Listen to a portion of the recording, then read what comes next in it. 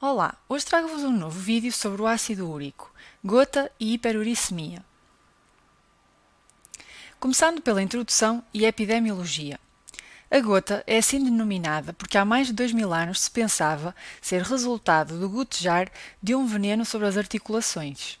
Chama-se úrica por ser devida a um aumento do ácido úrico no sangue. Os gregos chamavam-lhe podagra, palavra que significa dor no pé.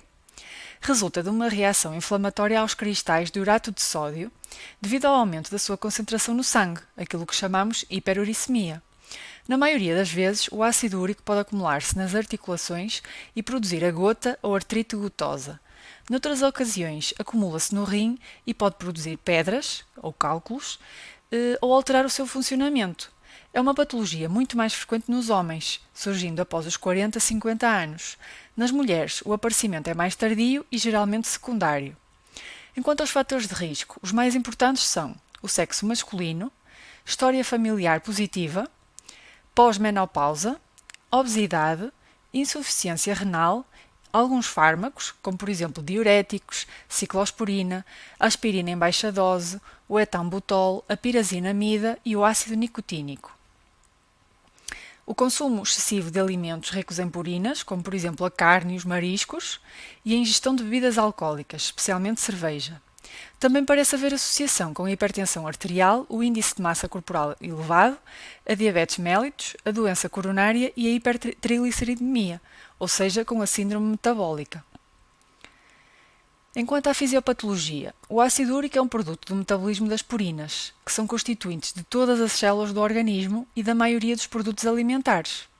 Os níveis de urato no sangue são mantidos à custa da eliminação do excedente da produção diária, quer através do rim, que elimina cerca de 2/3 dessa produção, quer através do intestino, que excreta o restante.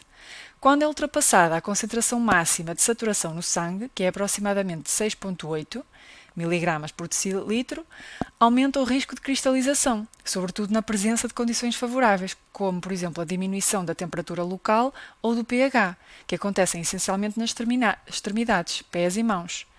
A hiperuricemia tem múltiplas causas, podendo resultar do aumento de produção de ácido úrico, da diminuição da sua excreção ou eliminação, ou de ambos. Cerca de 90% dos indivíduos com hiperuricemia são hipoexcretores, ou seja, a principal causa do aumento da uricemia é a insuficiente eliminação pelo rim. Os restantes 10% apresentam hiperuricemia por hiperprodução, embora o rim excrete níveis elevados de ácido úrico, ou seja, são hiperexcretores. Estes fatores têm importância na terapêutica. Indivíduos hipoexcretores podem ser medicados com úricos úricos, que o que fazem é aumentar a eliminação de uratos pelo rim, enquanto que os hiperexcretores beneficiam de terapêutica que inibe a síntese de urato, prevenindo desta forma o risco de litíase renal, ou seja, da formação de cálculos no rim. Enquanto às características clínicas, a sintomatologia da gota consiste em crises muitíssimo dolorosas, localizadas na grande maioria das vezes ao nível da articulação metatarsofalangica do dedo grande do pé, designando-se a crise de podagra. Estas crises, para além da dor, são caracterizadas pelo aparecimento de outros sinais inflamatórios, como tumefação, calor e rubor ao nível das articulações. Para além do dedo grande do pé, outras articulações podem ser inicialmente afetadas, como o joelho, a tibiotársica, ou seja, o tornozelo, e a mediotársica, no peito do pé. Quase sempre as crises são monoarticulares, isto é, atingem apenas uma articulação. Num pequeno número de doentes, a crise inicial pode atingir várias articulações em simultâneo e acompanhar-se de febre ou outros sintomas sistémicos. As crises agudas de gota surgem bruscamente, em plena saúde, e o seu início é noturno na maior parte dos casos. As crises de gota são habitualmente autolimitadas, melhorando ao fim de poucos dias, mesmo sem medicação.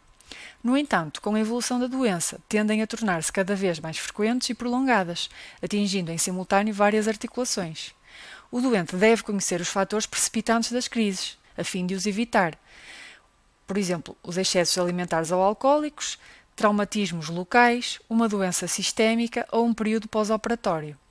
A diminuição brusca da uricemia também pode desencadear uma crise aguda de gota, como sucede por vezes ao iniciar a terapêutica hipouricemiante. Isto é muito importante. O ácido úrico pode precipitar-se também ao nível das cartilagens, das orelhas, sobre o tendão de Aquiles ou na superfície extensora dos cotovelos e dedos. Estes depósitos de ácido úrico subcutâneos denominam-se tofos e nesta fase a doença é também conhecida por gota tofácea crónica.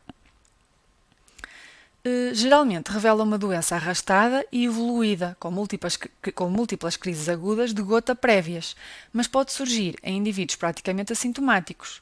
Os tofos gotosos podem estagnar, diminuir ou mesmo desaparecer se for instituída a terapêutica hipouricemia anti-eficaz. A gota não tratada envolve frequentemente o rim.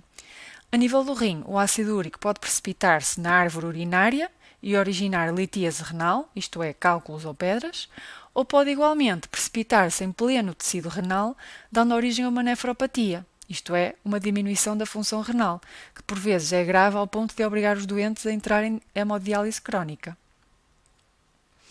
Enquanto ao tratamento, após o diagnóstico de uma crise aguda de gota, o tratamento deve começar pelas medidas gerais antiálgicas, repouso do membro e aplicação de gelo localmente, com proteção da pele durante 20 minutos, 3 vezes por dia. O tratamento farmacológico das crises agudas pode ser feito com colquicina ou com anti-inflamatórios, ambos com eficácia demonstrada na redução das crises. A colquicina tem como principais inconvenientes a diarreia e a necessidade de adaptação da dose na insuficiência renal. Os corticoides podem também ser usados como terapêutica de segunda linha em casos de contraindicação ao uso de anti-inflamatórios ou colquicina. Os hipouricemiantes, neste caso o febuxostat e o halopurinol, têm algumas indicações.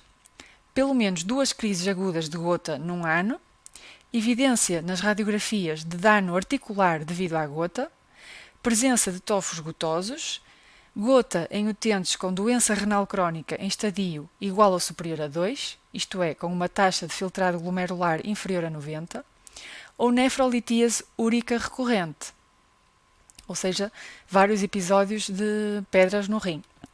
Devem manter-se durante vários meses até se atingir e manter o controle dos níveis de ácido úrico.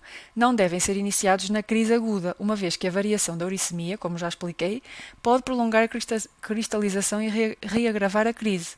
Por este motivo, o tratamento hipouricemiante deve ser sempre acompanhado de terapêutica profilática para a crise aguda de gota. De um modo geral, a hiperuricemia assintomática não deve ser tratada farmacologicamente, uma vez que a maior parte dos indivíduos não desenvolve crises de gota. Por último, algumas medidas gerais. Os doentes gotosos são frequentemente obesos, tornando-se imperioso o seu emagrecimento, visto ter-se verificado que a obesidade aumenta o número de crises agudas de gota. Nenhum doente gotoso está bem tratado se tiver peso em excesso. Em relação à gota propriamente dita, o doente deve evitar a ingestão de certos alimentos, em particular o álcool e as gorduras animais, principalmente a carne de porco. Entre as bebidas alcoólicas, as menos aconselhadas são a cerveja, a aguardente, os conhaques, o vinho do Porto, o champanhe, o whisky e o gin. Outros alimentos ricos em purinas, como a carne de caça, as vísceras de animais, como o coração, fígado, rim ou miolos, e as conservas, por exemplo as sardinhas e as anchovas, devem ser proibidos. Do regime alimentar do gotoso deve fazer parte a ingestão de 1,5 a 2 litros de água por dia, de preferência hipossalina, isto é, com poucos sais minerais ou alcalina. No verão, esta ingestão hídrica deve ser ligeiramente superior a fim de compensar a maior perda de água pela transpiração.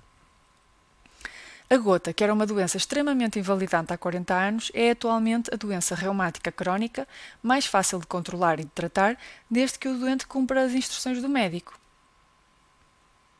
É tudo. Muito obrigada por terem assistido.